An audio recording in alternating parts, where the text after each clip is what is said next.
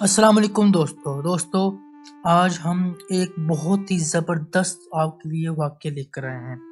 دوستو یہ واقعہ حضرت نوح علیہ السلام کے مکمل بارے میں آپ کو مکمل تفصیل اور سٹیپ بائی سٹیپ بتائیں گے۔ دوستو حضرت نوح علیہ السلام اللہ تعالیٰ کے پیغمبر تھے، انہیں آدم ثانی بھی کہا جاتا ہے۔ دوستو نوح علیہ السلام بہت ہی نیک سیرت اور بہت ہی برگزیدہ نبی تھے اور بہت ہی بہترین نبی تھے۔ دوستو حضرت نوح علیہ السلام اللہ کی عبادت کیا کرتے تھے، اللہ ہی سے مدد مانگا کرتے تھے۔ دوستو حضرت نوح علیہ السلام اللہ کے شکر گزار بندے اور بہترین نبی تھے جنہیں قوم کو ہدایت دینے کے لیے بھیجا گیا۔ دوستو حضرت نوح علیہ السلام کی قوم زمانہ جاہلیت کے اندر تھی۔ حضرت نوح علیہ السلام کو بھیجا گیا تاکہ وہ آپ اپنی قوم کو ہدایت دیں، تاکہ آپ اپنی قوم کو ہدایت دے سکیں۔ ان کا دور وہ تھا جب لوگوں کو شرک میں مبتلا تھے، وہ اللہ کی عبادت اللہ کو نہیں مانتے تھے، وہ شرک کرتے تھے، بتوں کی پوجا کرتے تھے، بت پرستی عام تھی۔ دوستو انسان عبادت ہر کوئی کرتا آیا ہے، لیکن اصل اور حق والی عبادت تو صرف اللہ کی ہے۔ دوستو یاد رہے کہ اللہ تعالیٰ نے انسان کو بنایا صرف اپنی عبادت کے لیے دوستو، لیکن انسان جو ہے اللہ تعالیٰ کی عبادت کو چھوڑ کر مختلف رنگ پکڑنے شروع کر دیتا ہے۔ دوستو اللہ تعالیٰ نے حضرت نوح علیہ السلام کو اپنی قوم کی طرف بھیجا، کہا کہ جاؤ قوم کی طرف جاؤ، لوگوں کو بتاؤ کہ اللہ تعالیٰ کا کوئی شرک نہیں ہے، بت پرستی ایک جھوٹا خدا ہے، حقیقت میں تو اللہ تعالیٰ ہے۔ حضرت نوح علیہ السلام نے اپنی قوم کو اللہ کی توحید کی طرف بلایا اور ان کے دلوں میں ایمان کی شمع روشن کرنے کی کوشش کی۔ دوستو حضرت نوح علیہ السلام نے اپنی قوم کو اللہ کی توحید کے لیے بلایا، ان میں مقرر کرنے کی کوشش کی تاکہ یہ لوگ اللہ کی راہ کی طرف نکل آئیں۔ لیکن دوستو کیا کریں، جب دلوں پر مور ہو جائے، دلوں پر زنگ لگ جائے تو کوئی بات نہیں مانتا۔ قوم کی سرکشی کے بارے میں آپ کو بتاتے ہیں۔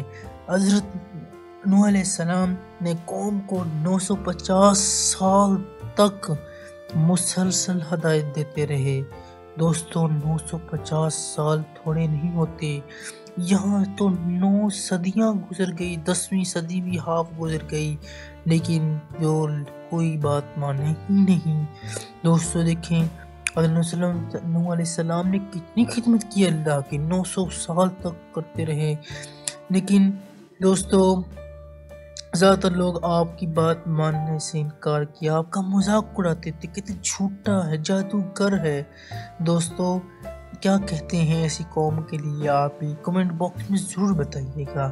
اور آپ کو جھوٹا کہتے تھے، قوم کے سردار آپ کے پاس آتے اور کہتے اے نوح اگر تم اپنے دین پر قائم رہنا چاہتے ہو تو رہو، لیکن ہمیں مت سکھاؤ۔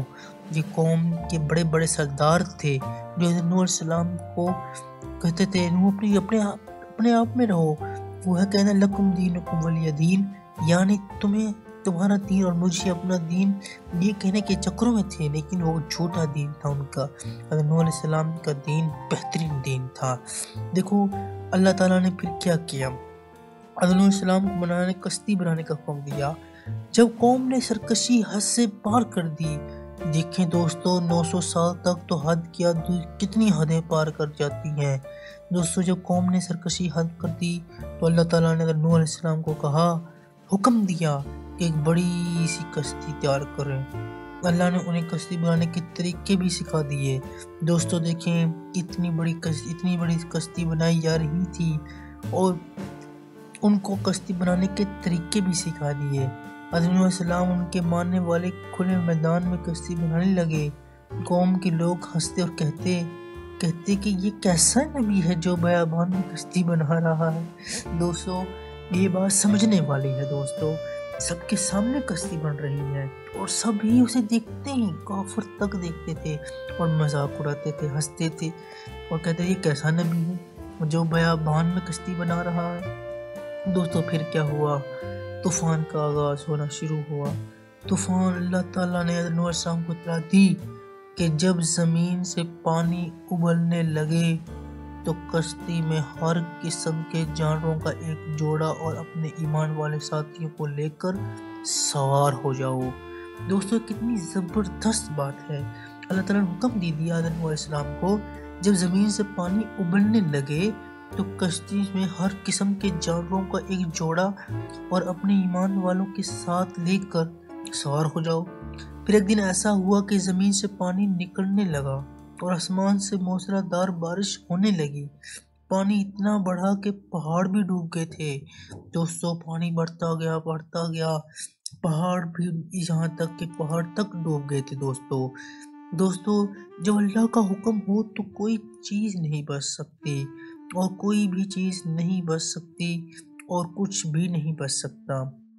دوستو حضرت نوح علیہ السلام نے ہر طرح کی کوشش کی، لوگوں کو سمجھانے کی، بڑھانے کی، لیکن کوئی نہ سمجھا۔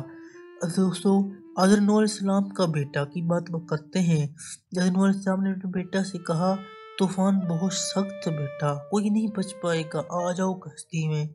جب طوفان آیا تو حضرت نوح علیہ السلام نے اپنے بیٹے کو بلایا جو ایمان نہیں لایا تھا۔ انہوں نے کہا، بیٹا کشتی میں سوار ہو جا، یہ طوفان بہت شدید ہے۔ دوستو بیٹا کشتی میں سوار ہو جا، یہ طوفان بہت شدید ہے۔ لیکن بیٹے نے کہا، میں پہاڑ پر چڑھ جاؤں گا اور بچ جاؤں گا۔ اس لمحے ایک بڑی موج آئی اور ان کے بیٹے کو بہا کر لے گئی۔ دوستو کوئی جب پہاڑ تک ڈوب گئے تو بیٹا کیا چیز بچ سکتا ہے۔ دوستو طوفان کے بعد کیا ہوا؟ دوستو اللہ تعالیٰ نے تمام تر زمین کو نیست و نابود کر دیا، دھو دی، طوفان ختم کر دیا اور گندگی ساری ختم ہو گئی۔ بچا کون تھا؟ صرف وہ نیک لوگ بچے تھے اور ہر جانوروں کا ایک ایک جوڑا بچا تھا۔ دوستو اللہ تعالیٰ نے طوفان ختم کیا، کشتی جودھی پہاڑ پر ٹھہری گئی۔ جودھی پہاڑ کے نام سے ایک پہاڑ تھا، وہاں پر ٹھہر گئی۔ حضرت نوح علیہ السلام ان کے ساتھ زمین پر اترے اور اللہ کا شکر ادا کیا، اور انہوں نے ایک نئی زندگی کا آغاز کیا اور توحید کا پیغام پھیلانا پھر سے شروع کر دیا۔ دوستو دیکھیں انہوں نے پھر بھی تبلیغ کو جاری رکھا۔ حضرت نوح علیہ السلام نے زمین کے اندر جہاں بھی گئے زمین کو جاری رکھا۔ حضرت نوح علیہ السلام اللہ تعالیٰ سے ایک دعا کرتے تھے، ضرور کیا کرتے تھے، ربی اغفر لی ولوالدی وللمؤمنین ولمن دخل بیتی مؤمنا للمؤمنین والمؤمنات۔ دوستو دیکھو انسان کے لیے کیا ہے، اس لیے حضرت نوح علیہ السلام کو آدم ثانی بھی کہا جاتا ہے، کیونکہ زمین کے اندر تمام تر شخص نیست و نابود ہو گئے تھے۔ دوستو کوئی بھی زندہ نہیں تھا، صرف چند افراد کے سوا، اور ہر ایک جوڑا بچا تھا ہر جانوروں کا۔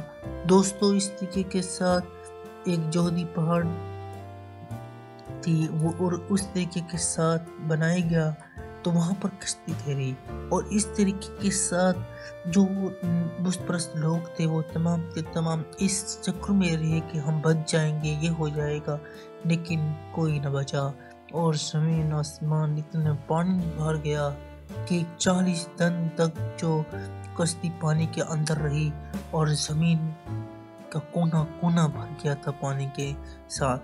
دوستو یہ واقعہ صرف نہ ہمیں ایمان کو مضبوط کرتا ہے بلکہ لوگوں کو توحید سکھاتا ہے، صبر کی اہمیت بھی سکھاتا ہے۔ دوستو اللہ تعالیٰ سے ہمیں ہمیشہ ڈرنا چاہیے، اسی کی مدد طلب ہونی چاہیے اور اسی سے مددگار ہونا چاہیے، اسی کی عبادت کرنی چاہیے۔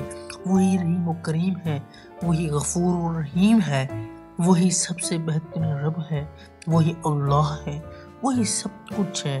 دوستو کیا زبردست بات ہے، اللہ تعالیٰ ہی مالک ہے، نہ اس کا کوئی بت سے تعلق، نہ خدا سے تعلق، وہ صرف اللہ ہے۔ دوستو اس لیے ہمیں اللہ سے ہمیشہ معافی مانگنی چاہیے، ہم گناہگار لوگ ہیں، ہمیں تو صرف معافی کی طلب ہونی چاہیے۔ دوستو اس کے سوا ہمیں کچھ نہیں ہونا چاہیے، اور ہمیں ایمان کی زندگی گزارنی چاہیے اور اپنے ایمان کو مضبوط کرنا چاہیے دوستو یہاں تک کی ویڈیو اچھی لگے چینل کو ضرور سبسکرائب کریں، لائک کریں، شیئر کریں تاکہ اس طرح کے واقعی آپ کو مل سکیں دوستو۔ تھینک یو ویری مچ، اللہ حافظ۔